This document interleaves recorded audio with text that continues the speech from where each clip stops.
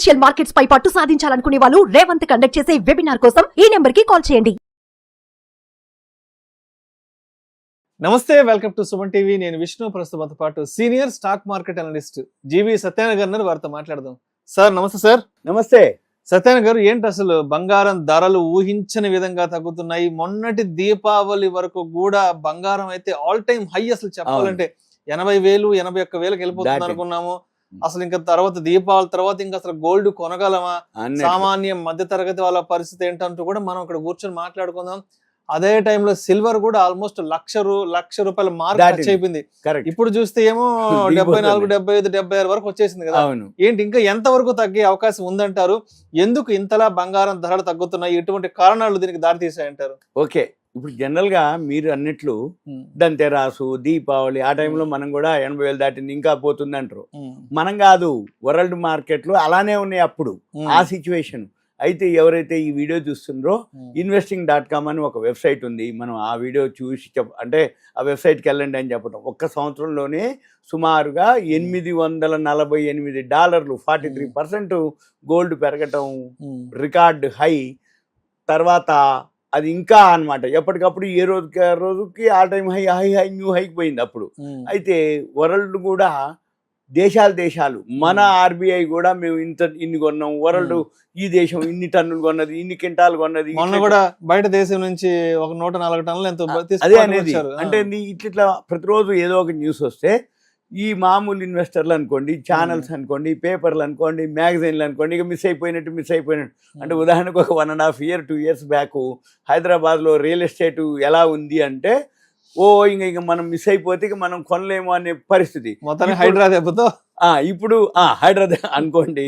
ఇప్పుడు హైదరాబాద్ లో real estate అనగానే బాగా తగ్గిపోయింది, కానీ చూద్దాంలే ఇంకొంచెం తగ్గుద్దిలే అని. రియల్ గా కొనుక్కునే వాళ్ళు అప్పుడైనా కొనుక్కుంటారు, ఇప్పుడైనా కొనుక్కుంటారు, ఎప్పుడైనా కొంటారు. ఆ ఈవెంట్ అనుకోండి, లేదు ఏమోలేగా తగినంత వరకు తగ్గిందనో, మనకు అవసరమనో, సర్లే తగ్గితే ఎంతో కొంత తగ్గుద్ది, మనం కొనే దానికి ఏముంది లేనో, ఇట్లా చాలా రీజన్లు ఉంటాయి. ఇప్పుడు రియల్గా ఇన్వెస్ట్ చేద్దాం అనుకునే వాళ్ళు ఇకపోతే కారణాలు మనం ఇప్పుడు ఈ వీడియోలో మనం చెప్పేది ఏంటంటే కారణాలు. ఎందుకు పడింది, ఎంతవరకు పడవచ్చు, మరి ఇంకా పడే అవకాశాలు ఉన్నాయా లేవా.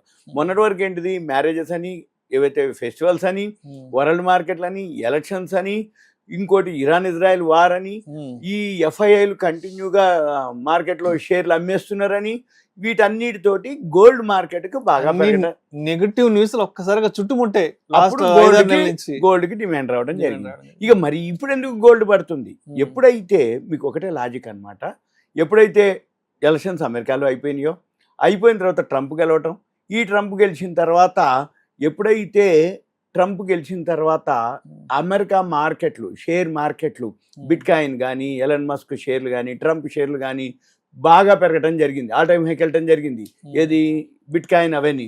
ఎప్పుడైతే షేర్ మార్కెట్ అమెరికాలో బాగా హైలోకి వెళ్ళటం జరిగిందో, డాలర్ స్ట్రాంగ్ అవ్వటం, ఈ డాలర్ ఎప్పుడైతే స్ట్రాంగ్ అయ్యి డాలర్ ఇండెక్స్ పెరగటం, ఎప్పుడైతే డాలర్ ఇండెక్స్ పెరిగిందో ఆటోమేటిక్గా మన రూపాయి పతనం కావటం, ఈ రూపాయి పతనం అవ్వటం, డాలర్ ఇండెక్స్ పెరగటం, ఎప్పుడైతే షేర్ మార్కెట్ అక్కడ పెరగటం, ఆటోమేటిక్గా గోల్డ్ సిల్వర్కి నెగిటివ్ అనమాట.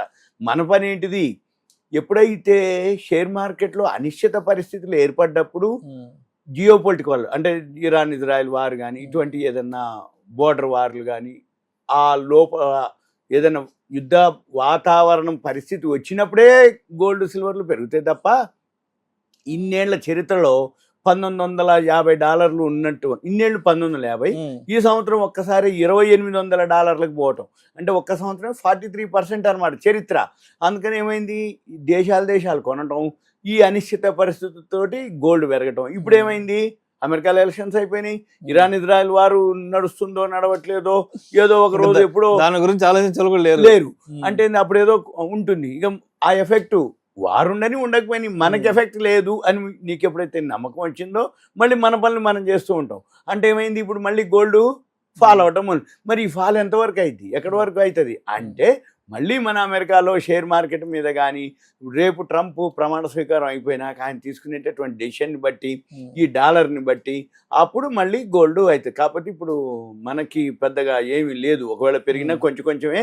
ఇప్పుడు కూడా రోజు పడుతూనే ఉంది, నిన్న కూడా పడింది, ఇప్పుడు మనం అట్లా మొన్న కూడా పడింది. అంటే రోజు $10 $15 అంటే వరల్డ్ మార్కెట్. ఇది వరల్డ్ మార్కెట్ని బేస్ చేసుకొని మనం ఏం చేయాలంటే ఎవరైతే ఇది అబ్జర్వ్ చేస్తారో, ఈ వీడియో చూస్తారో, investing.comకి వెళ్ళి లెఫ్ట్ సైడ్ మార్కెట్స్ అని ఉంటుంది, దాని మీద క్లిక్ చేస్తే కమోడిటీస్ అని ఉంటుంది, దాని మీద క్లిక్ చేస్తే గోల్డ్ సిల్వర్ వస్తుంది. ఆ గోల్డ్ వరల్డ్ మార్కెట్లో ఔన్స్ బంగారం ఉంటుంది అనమాట. ఏం లేదు, సింపుల్గా అది క్లిక్ చేస్తే అది చూపిస్తుంది. డౌన్ ఉందనుకోండి, డౌనే. ఇక అంటే ఏంది, వరల్డ్ మార్కెట్ డౌన్ అయినప్పుడు ఆటోమేటిక్గా మన మార్కెట్లో కూడా గోల్డ్ డౌన్ ఉంటుంది. ఇది సింపుల్గా మనం ఏంటిదంటే గోల్డ్ డౌన్ అనేది ఎప్పటి వరకు, మళ్ళీ ఇప్పుడు ఏదైతే డాలరు స్ట్రాంగ్ ఉంటుంది, మన రూపాయి పతనము, రెండోది అనిశ్చిత పరిస్థితులు లేవు షేర్ మార్కెట్కి. అంటే ఏంది, యుద్ధ వాతావరణం కానీ, ఇప్పుడు ట్రంప్ గెలిస్తే ఆయనకు ఆపోజిట్ ఎగనిస్తున్న దేశాలు ఉంటే ఆ దేశాలు ఆల్రెడీ ఇప్పటికి అక్కడున్న రూపాయి అది పతనం అవ్వటం, వాళ్ళకి ఆల్రెడీ వార్నింగ్లు ఇవ్వటం, వాళ్ళ ఎక్స్పోర్ట్స్ అన్ని వాళ్ళు చేయకపోవటం, అంటే ఎక్స్పోర్ట్స్ ఆపేయటం, ఇవన్నీ వాళ్ళు. సో అంటే ఇంకా ఎంతవరకు తగ్గే ఇంకా అయితే కొంచెం అయితే పడుతుంది. కాకపోతే పడ్డంత వరకు పడి మళ్ళీ అక్కడ కూడా న్యూట్రల్ న్యూట్రల్ అయ్యి మళ్ళీ కొన్నాళ్ళకి మన పని ఏంటిదంటే, ఇప్పుడు మన బడ్జెట్ ఉంది, బడ్జెట్లో బంగారానికి దిగుమతి సుంకం తగ్గించను అన్నారు, మళ్ళీ దిగుమతి సుంకమో 24 క్యారెట్స్కి తగ్గుద్ది. మళ్ళీ ఎక్స్పోర్ట్ చేస్తే ఎగుమతి సుంకం కూడా తగ్గించారు. ఏది మనం ఆర్నమెంట్స్ చేసి ఎగుమతులు కూడా పెరిగినాయి, కానీ వరల్డ్ మార్కెట్లోనే బంగారం తగ్గింది. కాబట్టి ఇంకా మనం చేసేది ఏం లేదు, మనం దీన్ని చూసుకుంటూ అయితే ఇంకా కొన్నాళ్ళు అయితే ఫాలో అయ్యి కనపడుతుంది.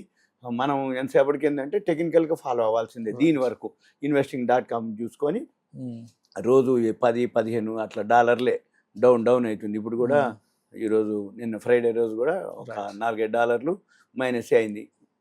ఇట్లా ఉంటుంది అనమాట. అంటే ఒకరోజు $5 పట్టడం, లేకపోతే 11 ఉండటం, అది గమనించి ఇక చూసుకోవాలి.